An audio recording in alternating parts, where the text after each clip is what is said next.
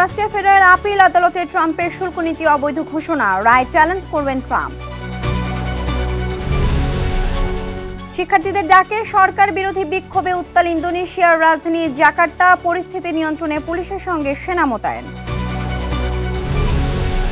ভারী বর্ষণ ভূমিধসে ভারতের জম্মু কাশ্মীরে 11 জনের মৃত্যু, আহত 1.5 শতাধিক। বন্যায় পাকিস্তানের পাঞ্জাবে প্রাণহানি বেড়ে 28। এবং মাহমুদ আব্বাস সহ 80 কর্মকর্তাকে ভিসা না দেওয়ার সিদ্ধান্ত যুক্তরাষ্ট্রের, ব্যাহত হবে জাতিসংঘ সাধারণ অধিবেশনে ফিলিস্তিনি নেতাদের যোগদান।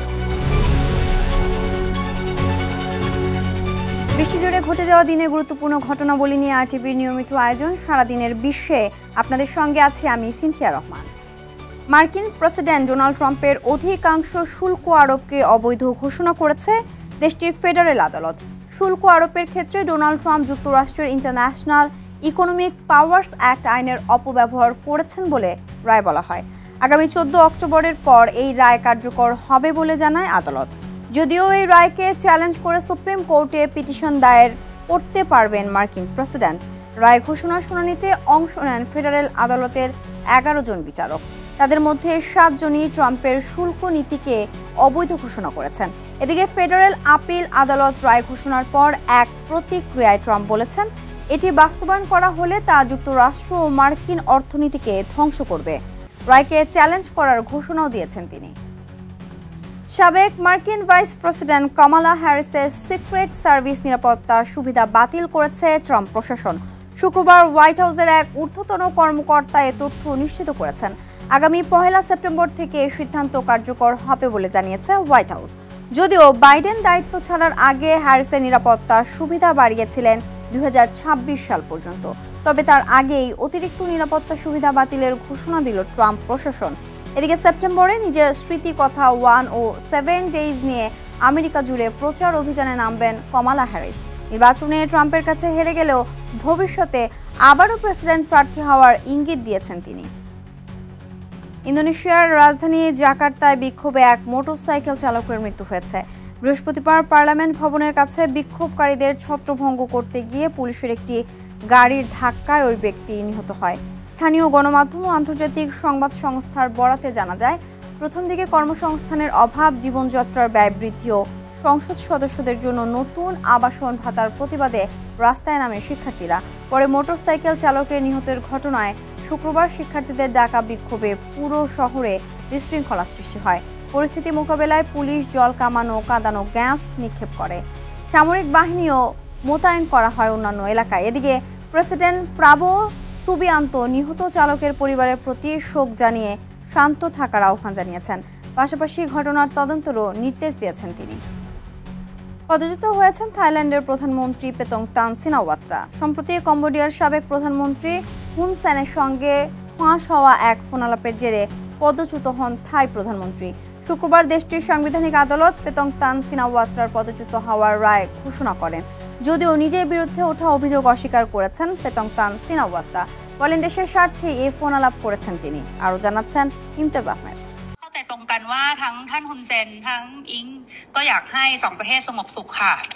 এই ফোন কল ফাঁস হওয়ার কারণেই প্রধানমন্ত্রী পদ হারালেন থাইল্যান্ডের পেতংতার্ন সিনাওয়াত্রা। শুক্রবার পেতংতার্নকে দেশটির সাংবিধানিক আদালত তার পদ থেকে সরিয়ে দেয়।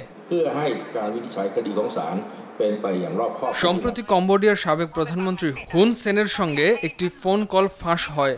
এরপরই পেতংতার্ন সিনাওয়াত্রার প্রধানমন্ত্রীর পদ স্থগিত করেন থাইল্যান্ডের আদালত। আর শুক্রবার পেতংতার্নকে তার পদ থেকে পুরোপুরি সরিয়ে দেওয়া হলো।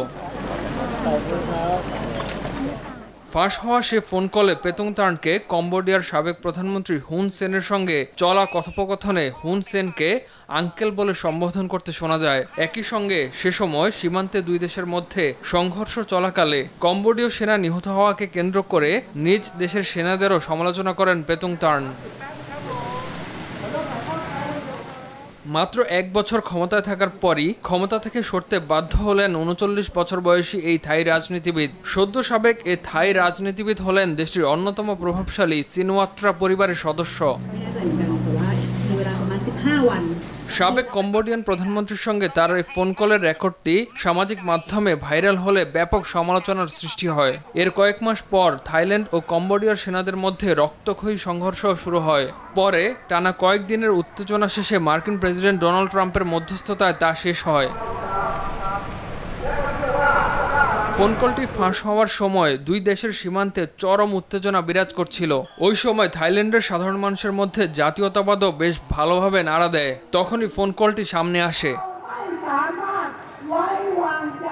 গেল 15 জুনের সে ফোন কলে সে সময়ের প্রধানমন্ত্রী পেতুংতার্ন কম্বোডিয়ার সাবেক প্রধানমন্ত্রীকে আরও বলতে শোনা যায়, যে কোনো কিছু চাইলে যেন তাকে বলা হয়। তখন তিনি বিষয়টি দেখবেন বলেও প্রতিবেশী দেশের সাবেক ওই প্রধানমন্ত্রীকে আশ্বস্ত করেন। পেতুংতার্নের এই কথা নিয়েই বেশি আলোচনা সমালোচনা হয়, যা সাধারণ মানুষের মধ্যেও বিরূপ প্রভাব ফেলে। পেতুংতার্ন গোপনে থাইল্যান্ডের স্বার্থকে বিসর্জন দিচ্ছেন, বিরোধী দলগুলো এমন অভিযোগও সামনে আনে।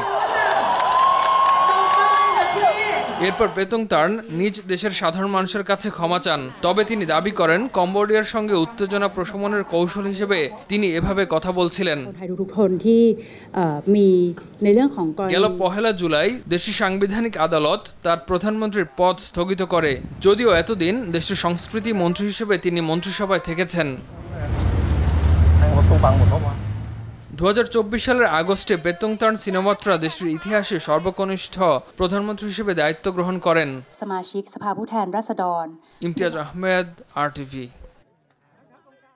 ভারতের জম্মু কাশ্মীরে ভারী বর্ষণ ও ভূমিধসে অন্তত 11 জন নিহত হয়েছে, আহত হয়েছে আরও 1.5 শতাধিক।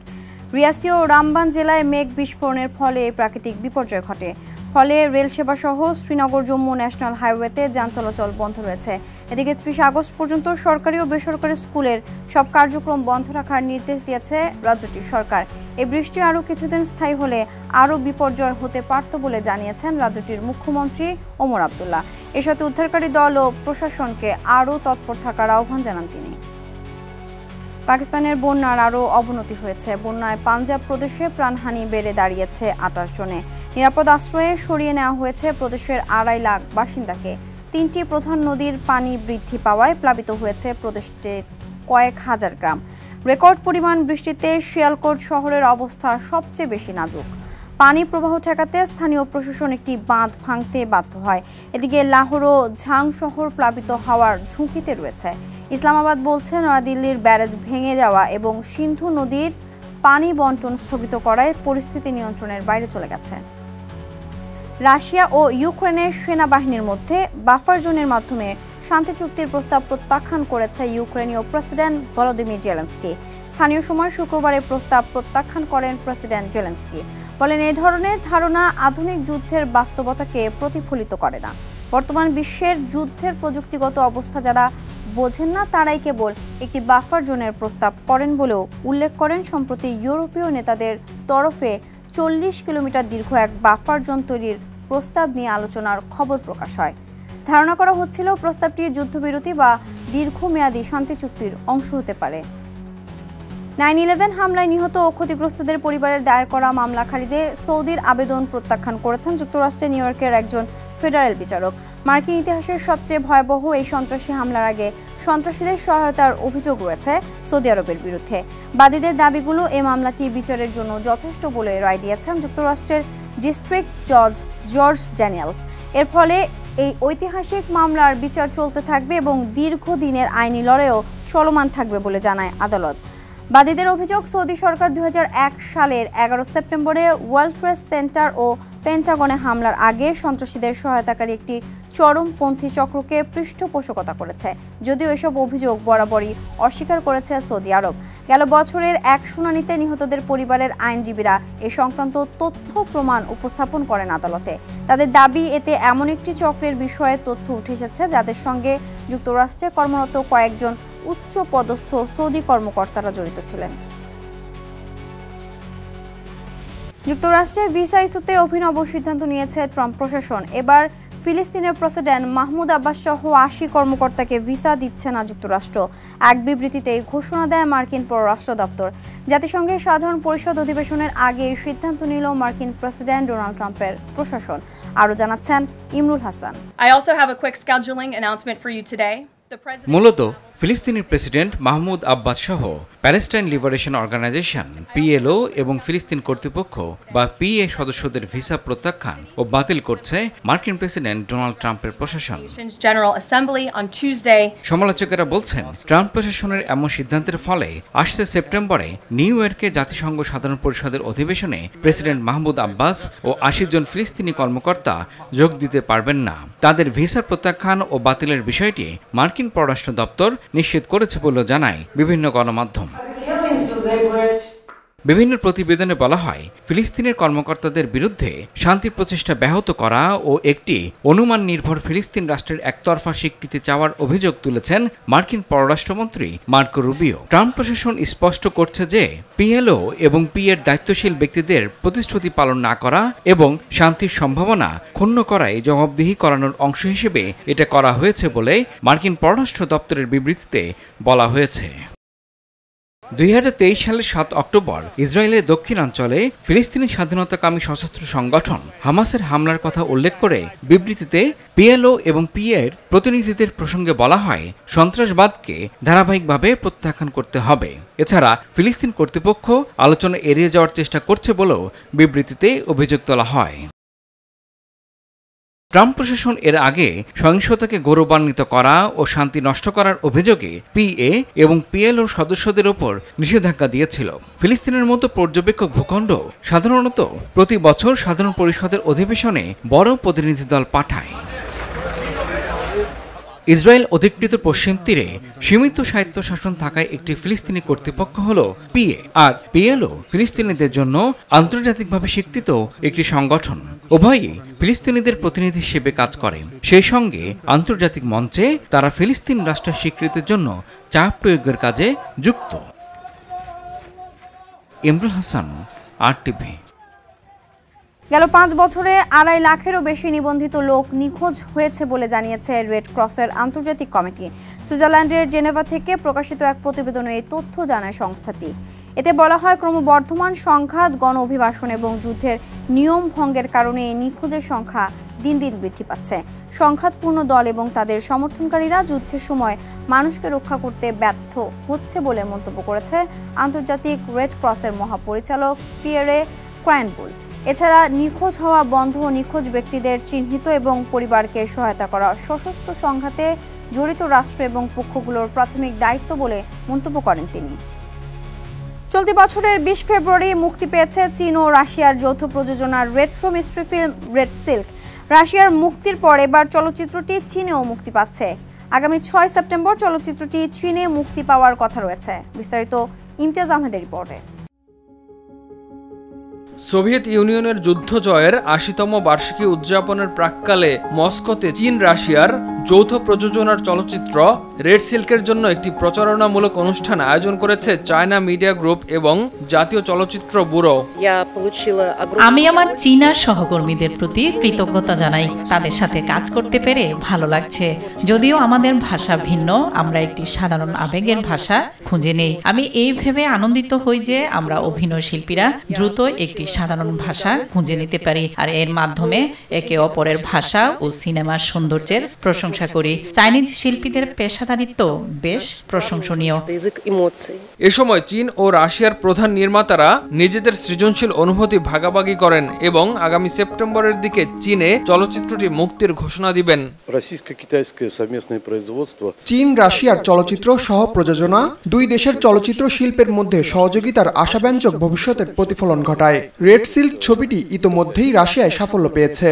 চীন এবং রাশিয়া দলগতভাবে বেশ সফলতার সঙ্গে প্রযোজনা প্রক্রিয়া সম্পন্ন করেছে। আমরা ভবিষ্যতে উভয় দেশের চলচ্চিত্র শিল্পে আরও সহযোগিতার সুযোগ এবং সম্ভাবনার আশা করছি। আমি বিশ্বাস করি সাংহাই কোঅপারেশন অর্গানাইজেশন সম্পর্কিত কার্যক্রম আমাদের অসংখ্য সুযোগ প্রদান করেছে। আমার আশা আমরা সবাই আরো প্রদর্শনী, অনুষ্ঠান এবং বিনিময় আয়োজন করতে পারবে, যাতে আরো বেশি করে চীন SCO সদস্য দেশগুলোর সঙ্গে বিভিন্ন চলচ্চিত্র এবং টেলিভিশন প্রকল্প পরিচালনা করতে পারে। আমরা SCO দেশগুলোর শিল্পীদের চীনে আসতে এবং নতুন ক্ষেত্র অন্বেষণ করতে স্বাগত জানাই। সাথে সাথে জাপানি আগ্রাসনের বিরুদ্ধে চীনের জনগণের প্রতিরোধ যুদ্ধ এবং বিশ্ব ফ্যাসিবাদ বিরোধী যুদ্ধে বিজয়ের 80তম বার্ষিকী উদযাপন করবে চীন। চীন ও রাশিয়ার মধ্যে চলচ্চিত্র খাতে সবশেষ সহযোগিতার ফলাফল হিসেবে গত ২০ ফেব্রুয়ারি যৌথ প্রযোজিত চলচ্চিত্র রেড সিল্ক রাশিয়ায় মুক্তি পায় এবং বক্স অফিসে সিনেমাটি আয় করে ৩৮০ million rouble. Imtiaz Ahmed, RTV। আর এরই সাথে শেষ করছি সারাদিনের বিশ্ব। RTVর সাথে সংযুক্ত থাকুন, মতামত জানান RTV সামাজিক যোগাযোগ মাধ্যমগুলোতে।